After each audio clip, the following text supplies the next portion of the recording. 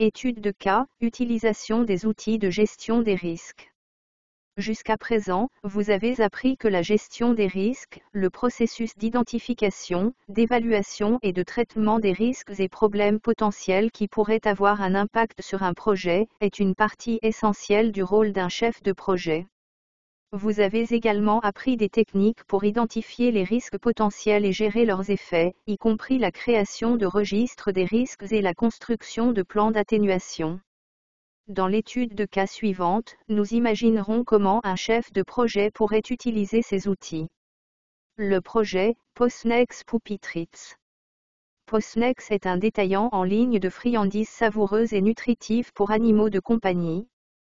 En 3 ans, l'entreprise est passée d'une petite start-up à une organisation de 350 personnes. Postnex souhaite élargir encore son offre en ajoutant une nouvelle gamme de friandises pour chiots. Image de la friandise pour chien Postnex. Le problème.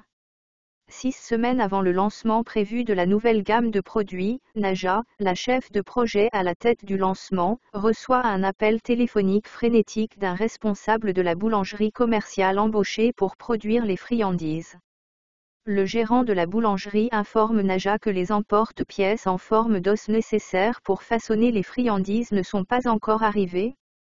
Naja sait que la cuisson doit commencer le lendemain afin de respecter le calendrier du lancement.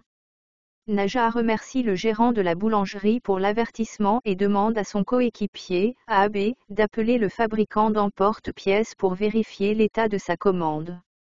AB apprend que la commande est retardée en raison d'une pénurie de produits et que les emporte-pièces devraient maintenant arriver à la boulangerie 2 jours après la date de livraison initialement prévue.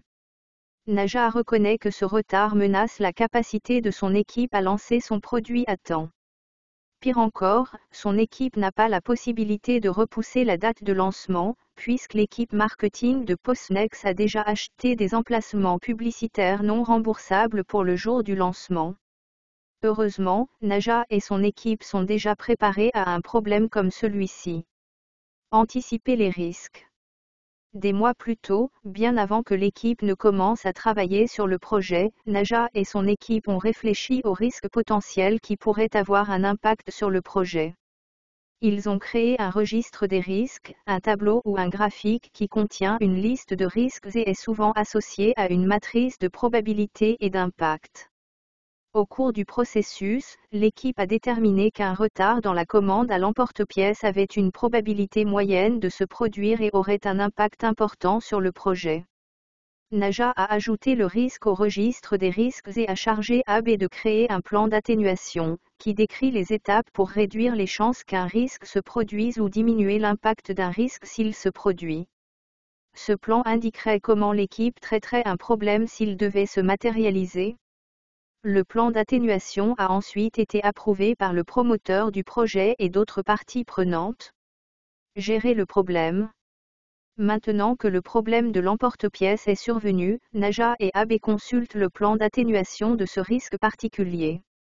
Dans ce cas, AB a identifié 2 options pour gérer le risque. La première option est de travailler avec la boulangerie pour augmenter légèrement le nombre de friandises produites afin de rattraper les 2 jours perdus en raison du retard de l'emporte-pièce.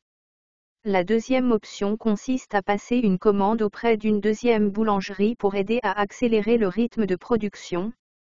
Naja et AB discutent des 2 plans et décident de la première option pour éviter de devoir faire venir une deuxième boulangerie. Avant d'aller de l'avant avec le plan, Naja et AB se rencontrent pour réfléchir aux risques potentiels associés au nouveau plan. Ensemble, ils déterminent qu'une plus petite commande de friandises pour chiens aura probablement un impact mineur, mais gérable, sur la croissance projetée de l'organisation pour 2021. Il détermine que la meilleure chose à faire est d'accepter le risque pour éviter de retarder davantage le projet. Pour s'assurer que les parties prenantes du projet sont conscientes et à l'aise avec ce changement, Naja demande une réunion avec son parrain de projet pour communiquer le plan, décrire le risque mineur pour la croissance projetée et recommander d'accepter le risque. Le parrain accepte et approuve le nouveau plan de Naja. Naja charge AB de communiquer le plan ajusté au directeur de la boulangerie. Bien que la cuisson commence avec 2 jours de retard, le nouveau plan de Naja permet de s'assurer que l'équipe est prête à lancer la nouvelle ligne à temps. Conseil de pro, bien que le terme plan d'atténuation soit utilisé plus souvent dans la gestion de projet, vous pouvez également entendre le terme plan d'urgence. Ces termes sont souvent utilisés de manière interchangeable, mais il existe quelques différences importantes. Un plan d'atténuation est une stratégie de réponse aux risques planifiés. Si un chef de projet est en mesure d'identifier les risques potentiels connus qui ont un impact sur l'un des paramètres clés du projet, échéancier, coût ou portée, il doit élaborer un plan pour atténuer ces risques au début du projet. Un plan d'urgence, en revanche, est principalement lié au fonds que le chef de projet garde de côté, en dehors du budget du projet prévu, pour soutenir l'un de ses plans de réponse aux risques connus s'il dépasse le montant prévu ou à gérer les risques imprévus lors de l'exécution. Clé à emporter. Dans cette étude de cas, la planification précoce de la gestion des risques a permis à Naja d'agir rapidement lorsqu'un problème se présentait à un moment charnière de la phase d'exécution du projet. En consultant un plan d'atténuation existant et en pesant 2 options pour aller de l'avant, Naja et AB ont pu prendre une décision éclairée sur la meilleure voie à suivre. Naja a également communiqué les risques liés à la croissance associés au plan aux promoteurs du projet en temps opportun. Au fur et à mesure que vous gérez vos propres projets, les problèmes surgiront encore et encore. Lorsque vous effectuez le gros du travail de planification de la gestion des risques avant de commencer à travailler sur le projet, vous serez mieux équipé pour répondre rapidement aux problèmes.